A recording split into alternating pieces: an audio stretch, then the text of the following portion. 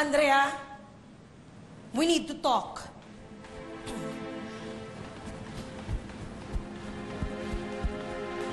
Bahay ba ito ni Mark Rojas?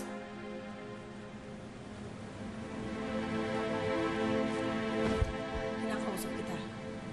Bahay ba ito ni Mark Rojas? Yes, Mami.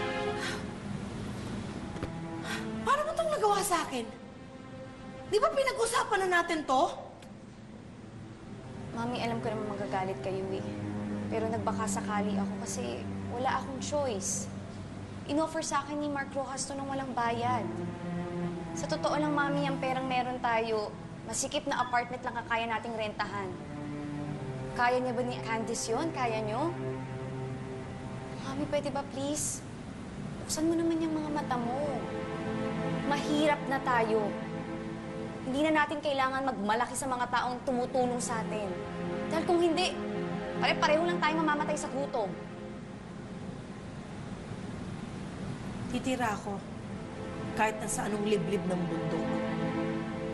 Huwag lang sa bahay ni Mark Rojas.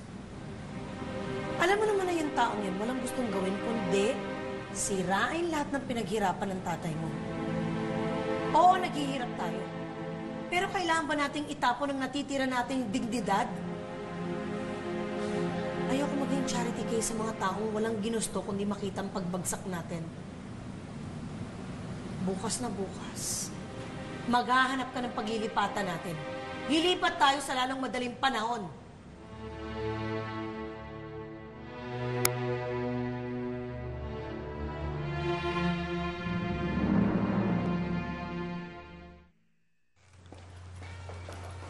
Tita! Oh, Paul. Tanong ko lang kung marami bang ka-meeting si Dad ngayon. Kausapin ko sana eh. Sige, ganito na lang. Check ko yung schedule niya. I'll text si secretary. Alamin natin, ha? Wait lang.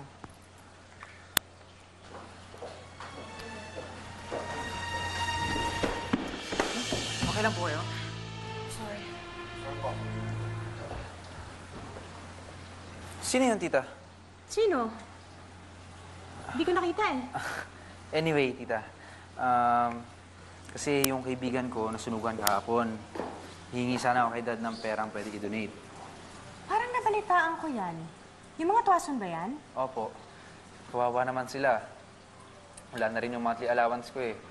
Wala na akong pwedeng bigay sa kanila. Alam mo kasi, medyo busy daddy mo ngayon eh. Mabuti pa ganito. Ako na lang ang magbibigay sa'yo ng pera, ha? Talaga, Tita? Oo naman. Thank you, Tita. Pero Paul, parang siguro lang mas maganda kung ibili mo na lang ng groceries yung pera. Parang yung dating naman niya, regalo, hindi yung parang limos. Sige, Tita. Ganun na lang. Oo nga, no? Galing mo talaga, Tita. Okay, ha? O, you come to my office later, bibigay ko sa'yo yung pera. Okay po. Thank you po ulit. No problem. Hmm?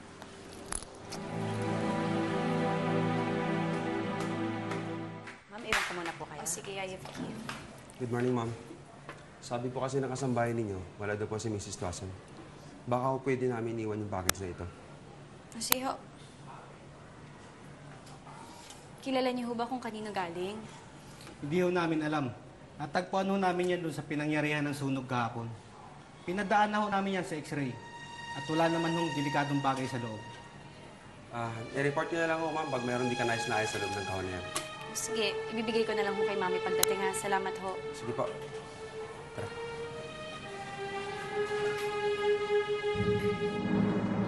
Pwede ba? Sinabi ko nang I need to talk to Mark Rojas eh. Wala po kasi kayo appointment. Alam kong wala akong appointment, but can you just please let me be? Huwag mo akong pipigilan. Oh, okay na, Rodolfo. Ayos na. Sorry po, sir, na pumili po siya pumasok. Okay lang, sige na. Ang kapal ng mukha mo. Christine, sana man lang tinawagan mo yung secretary ko na darating ka. At least napaghandaan kita. Oh, come on, sit down. Tigilan mo nga ako, Mark. Ginagamit mo pa yung anak ko para insultuhin kami? Christine, hindi ko naiintindihan yung sinasabi mo. Pwede ba huwag kang magmamaang-maangan?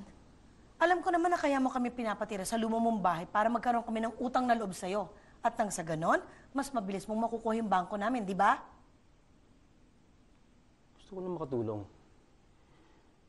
Christine, kung gusto kong ilubog ka sa utang na loob, ako mismo magsasabi na sa akin galing yung tulong.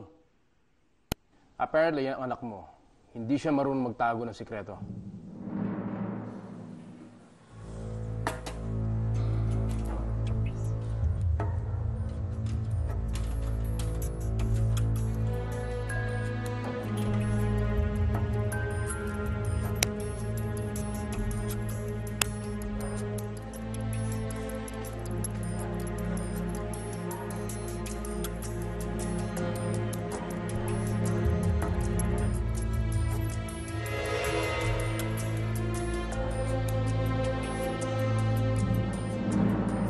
Yan ang hindi mangyayari. Hindi ko kailangan ng kahit na anong tulong na galing sa'yo. At si Andrea, anak ko, did you really think that you could turn her against me? Pwede ba? Layuan mo ang anak ko at layuan mo na kami. Yan ang isang bagay na hindi ko magagawa. Well then, sumubok ka ng sumubok, pero wala kang mapapala sa amin. Leave us alone.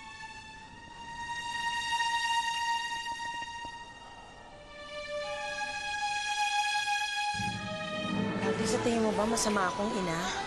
Hindi pa naman huli ang lahat para ayusin mo.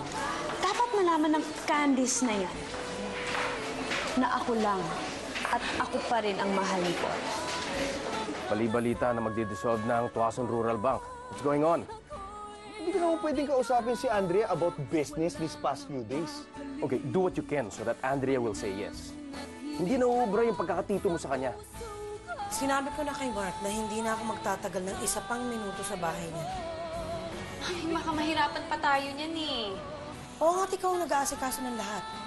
But I'm still your mother. Oo nga eh.